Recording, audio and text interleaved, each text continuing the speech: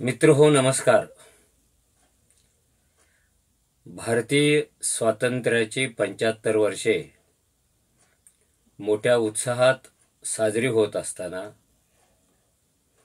माती आणि नाती यांचं नातं मोठमोठ्याने सांगितलं जात असताना मेरी मिट्टी मेरा देश अशा घोषणा केल्या जात असताना अतिशय अल्पावधीत संसदेच्या दोन्ही सभागृहातील 140हून अधिक विरोधी खासदारांना निलंबित केलं जाईल असं कुणालाच वाटलं नव्हतं. खरं म्हणजे स्वातंत्र्य म्हणजे एका अर्थानं लोकशाहीला बळकट करण्याचा प्रसंग असतो. स्वातंत्र्यात लोकशाही बळकट करायची असते. पण लोकांचं सर्वोच्च ग्रह असलेलं स्वायत्त सार्वभौम ग्रह असलेल्या लोकसभा आणि राज्यसभा या दोन्ही ग्रहातील विरोधी खासदारांना निलंबित केलं जात असेल आणि त्यांच्या अनुपस्थितीमध्ये सरकार कायदे मंजूर करत असेल, राष्ट्रपती त्याच्यावर सह्या करत असेल, महत्त्वाच्या विषयावर एकतर्फी चर्चा होत असेल, तर लोकशाहीच्या दृष्टीनं आपण या गोष्टीकडे कसा पाहणार? लोकशाहीची लिंकनने जी काही व्याख्या केलेली असेल ते आपण मान्य करू. पण लोकशाहीची अशी एक व्याख्या आहे की जिथे जनतेचा बुलंद आवाज, निर्भीड आवाज, स्पष्ट आवाज उमटण्याची शक्यता असते, किंबहुना त्यासाठी संधी असते, तिला तर लोकशाही म्हणतात. लोकांचा आवाज म्हणजे लोकशाही. आणि लोकशाही शासन व्यवस्थेमध्ये हा लोकांचा आवाज सभागृहामध्ये, रस्त्यावर, इकडे तिकडे उमटवण्याचं काम विरोधी पक्ष करत असतात. विरोधी पक्ष हा केवळ लोकांचा आवाज नाही आहे, तर तोच खऱ्या अर्थाने लोकशाहीचा आत्मा आहे. लोकशाहीत लोकांचा आवाज उठवणाऱ्या सदस्यांनाच निलंबित केलं जात असेल तर लोकशाहीच्या अस्तित्वाचा प्रश्न तयार होतो. गेली अनेक वर्षे भाजप सरकार, विशेषतः त्यांचे नेते मोदी घोषणा करतायत की एक नेता, एक देश, एक झेंडा, एक देश वगैरे वगैरे, एक एक एक एक आहे. त्यांनी दर 8 दिवसाला एकदा घोषणा केलेली आहे की काँग्रेस मुक्त भारत त्यांना पाहिजे आहे. आणि काँग्रेस तर विरोधी पक्ष आहे. काँग्रेसच्या पुढाकाराने इंडिया आघाडी स्थापन झालेली आहे. आणि ह्या इंडिया आघाडीतलेच सगळे खासदार सस्पेंड होत असतील तर लोकशाहीच्या ऐवजी एकाधिकारशाही आपण पाहतो आहोत असं म्हणायला काहीच हरकत नाही. बऱ्याच वेळेला लोक असं म्हणतात की बहुमताच्या जोरावर जे सत्तेवर येतं ते सरकार असतं आणि त्याला सर्वाधिकार असतात. खरं म्हणजे ही सुद्धा एक अपुरी व्याख्या आहे. प्रचंड बहुमत घेऊन एखादा पक्ष सत्तेवर आलाय की लोकशाही बळकट होत नाही. उलट लोकशाही संकोच पावायला लागते. कारण या प्रचंड बहुमताच्या जोरावर सरकार आपल्याला पाहिजे त्या गोष्टी पाहिजे तेव्हा रात्रीत तर पूर्ण करू शकते. कारण लोकशाहीचा संकोच झालेला असतो. कारण विरोधी पक्षाचं अस्तित्वच क्षीण झालेलं असतं. विरोधी पक्ष संपवून, विरोधी पक्ष क्षीण करून, विरोधी पक्षांना निलंबित करून कधी लोकशाहीचे पोवाडे गाता येत नाहीत. तसं जर आपण करायला निघालो तर ते आपली फसवणूक झाल्यासारखं होईल असं मला वाटतं. सरकारकडे मंत्रिमंडळ जरी असलं तरी विरोधी पक्षांची सुद्धा एक शॅडो कॅबिनेट असते.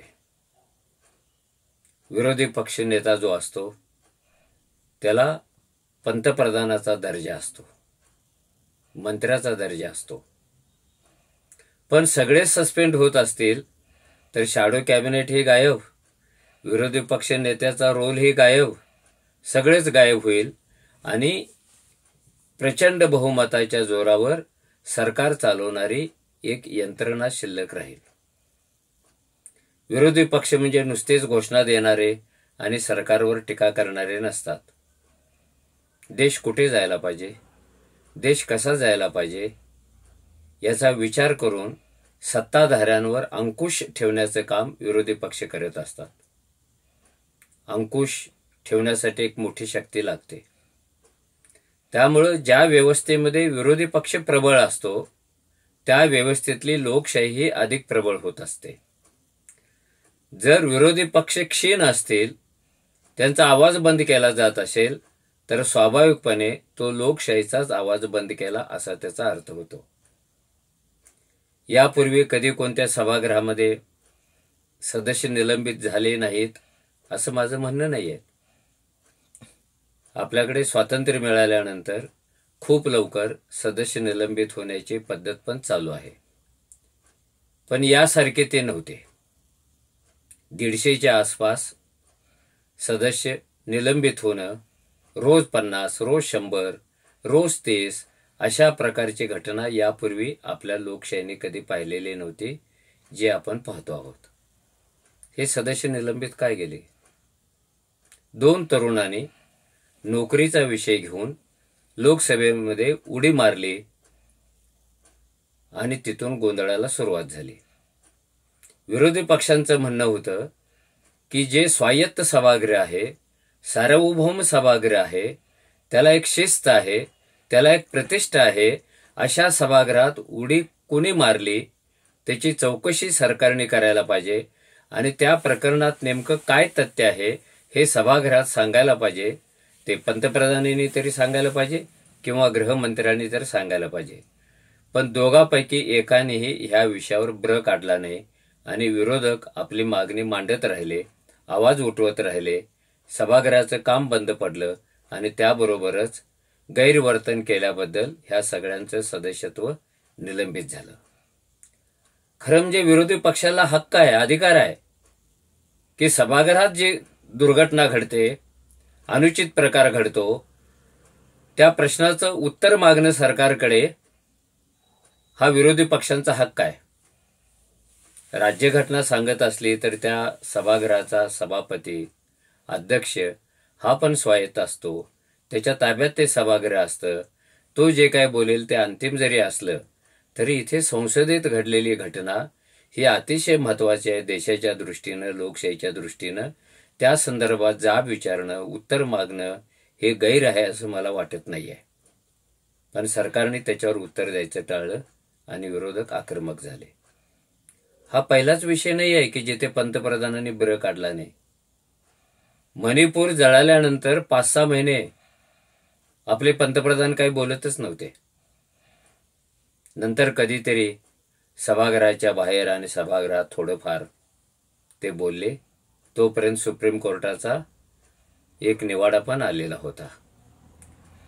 सत्ता आमच्याकडे आहे, बहुमत आमच्याकडे आहे, ते बेजोड बहुमत आहे, म्हणून आम्ही कोणत्याही प्रश्नाचं उत्तर द्यायला बांधील नाही अशी भूमिका घेणं म्हणजे एकाधिकारशाहीकडे पाऊल टाकणं आहे. ते सरकारच्या हातून घडतंय, घडलेलं आहे. असे कितीतरी विषय आहेत की पंतप्रधान किंवा गृहमंत्री त्याच्यावर बोललेले नाहीयेत. जवळजवळ 6 महिने भारतातल्या महिला मल्लांचा विषय गाजतोय. त्या पदकं परत करतायत, त्या पद्मश्री परत करतायत, त्या खेळातून संन्यास घेत आहेत. ज्यांनी देशाचं नाव काढलं त्यांच्यावर अशी वेळ का आली याविषयी सरकार कधी ब्र काढत नाहीये. सरकार म्हणजे मोदी. मग विरोधकांनी हा विषय ताणून धरला, आवाज उठवला तर त्यांना तुम्ही निलंबित करणार. किती काळासाठी करणार? कोणत्या आधार घेऊन त्यांना करणार? आणि विरोधकांनी सभागृहामध्ये सरकारला धारेवर धरणं ह्याच्यात नवीन काय आहे? ते तर त्यांचं मूलभूत कर्तव्य आहे. कारण सरकार भटकू नये, सरकार इकडे तिकडे जाऊ नये, सरकार लोकशाहीच्या ट्रॅकवरून घसरू नये हे पाहण्याची जबाबदारी तर विरोधी पक्षांची आहे. आपण थोडा इतिहास काढू ना. नेहरूंच्या काळामध्ये विरोधी नेते जेव्हा भाषण करायला उठत तेव्हा पंतप्रधान नेहरू आपली सगळी कामं बाजूला ठेवून विरोधी नेत्यांचं भाषण ऐकायला सभागृहात हजर राहत असत. मग ते भाषण बाबासाहेब आंबेडकरांचं असो किंवा समाजवादी नेत्यांचा असो, कारण विरोधी पक्ष ज्या पद्धतीनं समाजाच्या नाड्या ओळखतात, कारण ते समाजात राहून लढून तिथे ते पोचलेले असतात आणि त्यांची भूमिकाच सरकारवर अंकुश ठेवण्याची आहे. हे काम आता कोण करेल?